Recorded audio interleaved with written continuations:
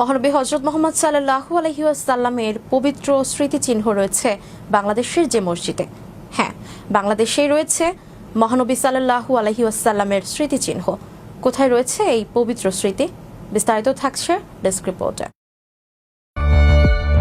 বাংলাদেশের ফরিদপুর শহর থেকে প্রায় 7 কিলোমিটার দূরে অবস্থিত একটি ঐতিহ্যবাহী মসজিদে সংরক্ষিত রয়েছে হযরত মুহাম্মদ সাল্লাল্লাহু আলাইহি সাল্লামের দাড়ি এবং হযরত আলী রাদিয়াল্লাহুর গোপ মুবারক, যা কাচের বক্সে রাখা হয়েছে।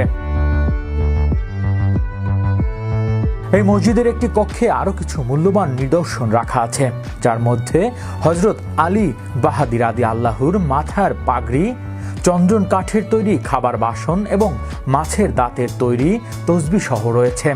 এই সমস্ত নিদর্শন হযরত শাহ আলী বাহাদুর রাদিয়াল্লাহুর বাগদাদ থেকে ইসলাম প্রচারের উদ্দেশ্যে আসার সময় সঙ্গে করে নিয়ে এসেছিলেন।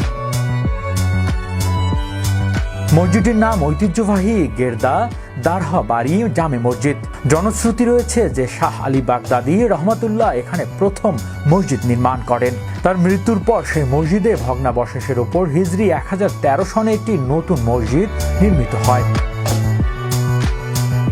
তবে কালের পরিক্রমায় সেই মসজিদও ধ্বংস হয়ে নদীগর্ভে বিলীন হয়ে যায় এবং স্থানটি ধীরে ধীরে জঙ্গলে আচ্ছন্ন হয়ে পড়ে। তবে পুরনো মসজিদের অখণ্ড পাথরের তৈরি পিলার সহ অনেক গুরুত্বপূর্ণ নিদর্শন এখনো অক্ষত অবস্থায় রয়েছে। নতুন মসজিদে দুটি প্রবেশ পথে এই অখণ্ড পাথরের 4টি পিলারের কিছু অংশ এখনো সজ্জিত হয়ে শোভা পাচ্ছে। হৃদয় আশিস, বিশ্ব বাংলা 24 নিউজ ডেস্ক।